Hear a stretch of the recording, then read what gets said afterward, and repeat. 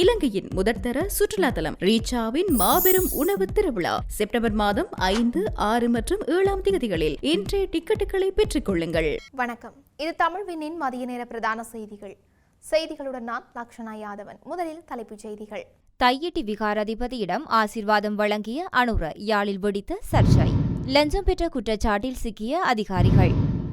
மஹிந்தவை கைது செய்தால் 400 ஆண்டுகள் சிறை, ரகசியங்களை அம்பலப்படுத்தும் பொன்சேகா. அரசு ஊழியர்களுக்கான சம்பள உயர்வு தொடர்பில் ஜனாதிபதியின் மகிழ்ச்சி அறிவிப்பு. ரத்னபுரி போதனா வைத்தியசாலை வைத்தியர்கள் அடையாள வேலை நிறுத்த போராட்டம். முன்னாள் நாடாளுமன்ற உறுப்பினர் தர்மலிங்கத்தின் 40வது ஆண்டு நினைவஞ்சலி. மன்னியாகுளத்தில் பற்றியெறிந்த பனங்குடல் முறைப்பாடளித்தும் கண்டுகொள்ளாத போலீசார். தொடர்பான விரிவான செய்திகள்.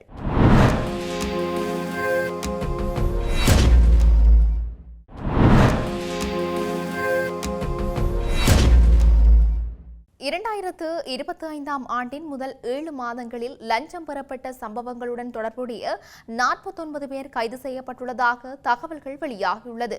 குறித்த விடயத்தினை லஞ்சம் மற்றும் ஊழல் விசாரணை ஆணைக்குழு தெரிவித்துள்ளது. யாழ்ப்பாணம் மண்டைத்தீவில் அமைக்கப்பட்டுள்ள சர்வதேச துடுப்பாட்ட மைதானத்துக்கான நேற்றைய அடிக்கல் நாட்டு விழாவில் சர்வமத தலைவர்கள் வரிசையில் சட்டவிரோதமாக அமைக்கப்பட்ட தையிட்டி திச விகாரையின் விகாராதிபதியும் கலந்து கொண்டார். இதன்போது ஜனாதிபதி அனுரகுமார திசாநாயக்க அவரிடம் ஆசீர்வாதம் வழங்கினார். தையிட்டி விகாரையை அகற்றி காணிகளை விடுவிக்க வேண்டும் என காணி உரிமையாளர்கள் தொடர்ச்சியாக போராட்டத்தை நடத்தி வரும் நிலையில் அது தொடர்பில் சிறிதும் கரிசனை கொள்ளாது ஜனாதிபதி செயற்பட்டமை காணி உரிமையாளர்கள் மத்தியில் கடும் அதிருப்தியை ஏற்படுத்தியுள்ளது. அண்மையில் யாழ் மாவட்ட ஒருங்கிணைப்பு குழு கூட்டத்தில் தையிட்டி விவகாரம் பேசப்பட்ட போது எதுவித பதிலும் பேசாது மௌனமாக இருந்த ஜனாதிபதி அனுரகுமார திசாநாயக்க விகாரைக்கு மாற்று காணிகளை வழங்க துணை போகின்றார் என்ற கேள்வி எழுந்துள்ளது. மக்கள் காணி மக்களுக்கு என்று அனைத்து காணிகளும் விடுவிக்கப்படும் என பேசும் ஜனாதிபதி அது தொடர்பில் உண்மையாகவே செயற்படுகின்றாரா என காணி உரிமையாளர்கள் பலரும் விசனம் தெரிவித்துள்ளனர். முன்னாள் ஜனாதிபதி மஹிந்த ராஜபக்ச கைது செய்யப்பட்டு 400 ஆண்டுகள் சிறையில் அடைக்கப்பட வேண்டும் என்று பீல்ட் மார்ஷல் சரத் பொன்சேகா தெரிவித்துள்ளார். குறித்த காலகட்டத்தில் லஞ்சம் மற்றும் ஊழல் விசாரணை ஆணைக்குழுவுக்கு 3937 முறைப்பாடுகள் கிடைத்துள்ளதாகவும் சுட்டிக்காட்டப்பட்டுள்ளது. அதன்படி 72 சுற்றிவளைப்புகள் நடத்தப்பட்ட நிலையில் அவற்றில் 39 சுற்றிவளைப்புகள் வெற்றியடைந்துள்ளதாக குறிப்பிடப்படுகின்றது. அதிகளவில் லஞ்சம் பெற்ற சம்பவங்கள் காவல்துறை திணைக்களத்தில் பதிவானதுடன் இதுவரை 17 காவல்துறை அதிகாரிகள் கைது செய்யப்பட்டுள்ளதாக கூறப்படுகின்றது. நீதி அமைச்சு, சுகாதார அமைச்சு, குடிவரவு மற்றும் குடியகழ்வு திணைக்களம், இலங்கை போக்குவரத்து ஆணைக்குழு மற்றும் பிரதேச செயலகங்கள் போன்ற அரசு நிறுவனங்கள் கடமையாற்றியவர்களும் அவர்களில் அடங்குவதாக லஞ்சம் மற்றும் ஊழல் விசாரணை ஆணைக்குழு குறிப்பிட்டுள்ளது. அத்துடன் கடந்த காலங்களில் லஞ்சம் வாங்குவது தொடர்பாக 27 நபர்கள் நீதிமன்றங்களில் குற்றவாளியாக அடையாளம் காணப்பட்டுள்ளதாக தெரிவிக்கப்பட்டுள்ளமை குறிப்பிடத்தக்கது. 2025 ஆண்டின் முதல் 7 மாதங்களில் லஞ்சம் தொடர்பான முறைப்பாடுகள் தொடர்பாக மொத்தம் 49 பேர் கைது செய்யப்பட்டுள்ளதாக லஞ்சம் அல்லது ஊழல் குற்றச்சாட்டுகளை விசாரிக்கும் ஆணையகம் தெரிவித்துள்ளது. கடந்த 2010 ஆண்டு ஆட்சிக் காலத்தின் போது நடந்த கடுமையான ஊழல்கள் காரணமாக மஹிந்தவை இவ்வாறு கைது செய்து சிறையில் அடைக்க வேண்டும் என்று சரத் பொன்சேகா குறிப்பிட்டுள்ளார். நிகழ்வொன்றில் கலந்து கொண்டு கருத்து தெரிவிக்கும் போதே அவர் மேற்கண்டவாறு குறிப்பிட்டுள்ளார். சீனாவிற்கு 2010 ஆண்டு மஹிந்த ராஜபக்ச மேற்கொண்ட பயணத்தின் போது 65 பேர் ஸ்ரீலங்காவில் விமான சேவை விமானத்தில் அதிகாரப்பூர்வமாக அழைத்துச் செல்லப்பட்டுள்ளனர். ரணில் விக்ரமசிங்க விடயத்தில் அரசாங்கம் நடந்து கொண்ட முறையை நான் வரவேற்கின்றேன். ரணில் விக்ரமசிங்க செய்தது சரி என்று நான் கூறவில்லை. அவரது நிலையை பார்க்க எனக்கு வருத்தமாக இருக்கின்றது. அவர்தான் என்னை அரசியலுக்கு கொண்டு வந்தவர். ஆனால் இந்த வழக்கில் இந்த அரசாங்கம் அமைத்த முன்னுதாரணத்தை நான் ஏற்றுக்கொள்கின்றேன்.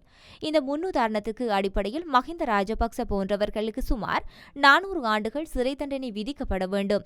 என்னுடைய நெருங்கிய கூட்டாளியாக இருந்தவர் என்பதனால் ஜெனரல்கள், பிரிகேடியர்கள், மேஜர்கள் மற்றும் கோனல்கள் உட்பட 35 மூத்த ராணுவ அதிகாரிகளை ஓய்வூதியமில்லாமல் ராணுவ சேவையிலிருந்து மஹிந்த ராஜபக்ச அரசாங்கம் வெளியேற்றியது என குறிப்பிட்டுள்ளார். அரசு ஊழியர்களுக்கான நிலுவை சம்பள உயர்வை 2026 ஆண்டு ஜனவரி மாதத்தில் வழங்க எதிர்பார்ப்பதாக ஜனாதிபதி அனுரகுமார திசாநாயக்க தெரிவித்துள்ளார். யாழ் மாவட்ட செயலகத்தில் குடிவரவு மற்றும் குடியகழ்வு துறையில் பிராந்திய அலுவலகத்தை நேற்று திறந்து வைத்து உரையாற்றிய போது ஜனாதிபதி இதனை குறிப்பிட்டுள்ளார். அடிப்படை சம்பளத்தில் ஆரம்ப உயர்வு இந்த ஆண்டு ஏப்ரல் மாதத்தில் வழங்கப்பட்டுள்ளதாக ஜனாதிபதி தெரிவித்துள்ளார். நாட்டை அபிவிருத்தி செய்ய எங்களுக்கு ஒரு வலுவான அரசு துறை தேவை. ஒவ்வொரு வளர்ந்த நாட்டிற்கும் ஒரு வலுவான அரசு துறை உள்ளது என ஜனாதிபதி மேலும் குறிப்பிட்டுள்ளார். மருத்துவமனை பணிப்பாளரின் நடவடிக்கைகளுக்கு எதிர்ப்பு தெரிவித்து இன்று ரத்தினபுரி போதனா வைத்தியசாலையில் அடையாள பணி நிறுத்தத்தில் ஈடுபட அரசு மருத்துவ அதிகாரிகள் சங்கம் தீர்மானித்துள்ளது. இவ்விவகாரம் தொடர்பில் தேவையான நடவடிக்கைகளை எடுப்பதற்கு சுகாதார அமைச்சகம் முன்பு ஒப்புக்கொண்ட போதிலும் அதனை செயல்படுத்த தவறிவிட்டதாக அரசு மருத்துவ அதிகாரிகள் சங்கத்தின் சுட்டிக்காட்டியிருந்தனர். எனவே இன்று காலை முதல் நாளை காலை 8 மணி வரை பணி நிறுத்தம் முன்னெடுக்க தீர்மானம் எடுக்கப்பட்டுள்ளது. வைத்தியசாலையில் அவசர மற்றும் உயிர்காக்கும் சிகிச்சைகள் தொடர்ந்து நடத்தப்படும். ஆனால் அன்றாட சிகிச்சை சேவை பாதிப்படையும் என சங்கம் சுட்டிக்காட்டியுள்ளது. இதற்கிடையில் அதிகாரிகள் தங்கள் பிரச்சினைகளை தீர்க்க நடவடிக்கைகளை மேற்கொள்ளாவிட்டால் எதிர்காலத்தில் தொழிற்சங்கம் நடவடிக்கையில் ஈடுபட போவதாக பல்கலைக்கழக ஆசிரியர் சங்கம் கூட்டமைப்பு தெரிவித்துள்ளது. குறித்த கூட்டமைப்பின் செயலாளரும் சிரேஷ்ட விரிவுரையாளருமான சாருதத்த இலங்கசிங்க தங்கள் பிரச்சினைகளை பற்றி விவாதிக்க ஒரு வாய்ப்பை வழங்க வேண்டும் என ஜனாதிபதியிடம் கோரிக்கை விடுப்பதாக கூறியுள்ளார். முன்னாள் நாடாளுமன்ற உறுப்பினர் விஸ்வநாதர் தர்மலிங்கம் அவர்களின் 40ஆம் ஆண்டு நினைவஞ்சலி இன்றைய தினம் அனுஷ்டிக்கப்பட்டது. யாழ்ப்பாண தாவடியிலுள்ள அவரது நினைவு தூபியில் இன்று காலை 7 மணியளவில் ஓய்வு பெற்ற தபால் அதிபர் முருகேசு சண்முகம் தலைமையில் குறித்த நினைவஞ்சலி இடம்பெற்றுள்ளது. இதன்போது நினைவு தூபிக்கு மாலை அணிவிக்கப்பட்டு மலரஞ்சலி செலுத்தப்பட்டுள்ளது. யாழ்ப்பாணம் தேசிய கல்வியியல் கல்லூரியின் சிரேஷ்ட விரிவுரையாளர் கலாநிதி தனபாலன் தமிழ் உணர்வு ஈழத்தமிழர் கல்வி உரிமை எனும் தலைப்பில் உரையாற்றினார். குறித்த நினைவஞ்சலியில் தர்மலிங்கத்தின் மகனும் முன்னாள் நாடாளுமன்ற உறுப்பினர் சித்தார்த்தன், இலங்கை தமிழரசு கட்சியின் தலைவர் CVK சிவஞானம், வடமாகாண சபை முன்னாள் உறுப்பினர் கஜதீபன், உள்ளூர் சபை தவிசாளர்கள், உள்ளூராட்சி சபை உறுப்பினர்கள் மற்றும் பொதுமக்கள் என பலரும் கலந்து கொண்டனர்.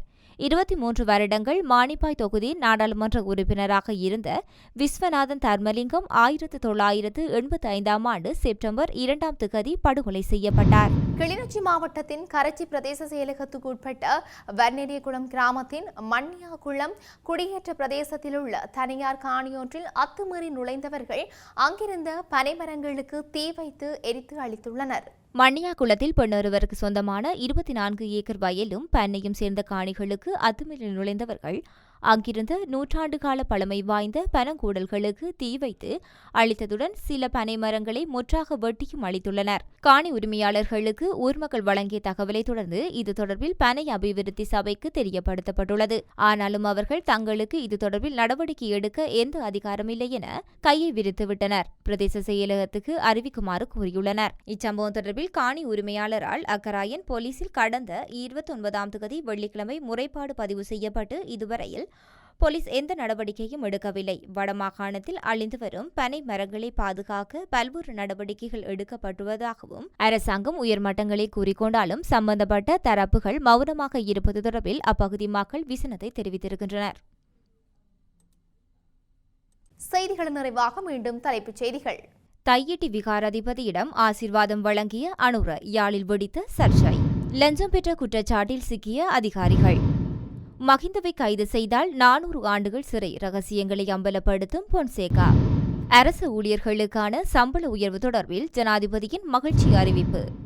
ரத்னபுரி போதனா வைத்தியசாலை வைத்தியர்கள் அடையாள வேலை நிறுத்த போராட்டம். முன்னாள் நாடாளுமன்ற உறுப்பினர் தர்மலிங்கத்தின் 40வது ஆண்டு நினைவஞ்சலி. மன்னியாகுளத்தில் பற்றியெறிந்த பனங்குடல் முறைப்பாடளித்தும் கண்டுகொள்ளாத போலீசார். இத்துடன் தமிழ்வினின் மதிய நேர பிரதான செய்திகள் நிறைவு பெற்றன. செய்திகளை உடனுக்குடன் அறிந்து கொள்ள தமிழ்வின் என்ற எமது யூடியூப் பக்கத்தினூடாக இணைந்திருங்கள். வணக்கம்.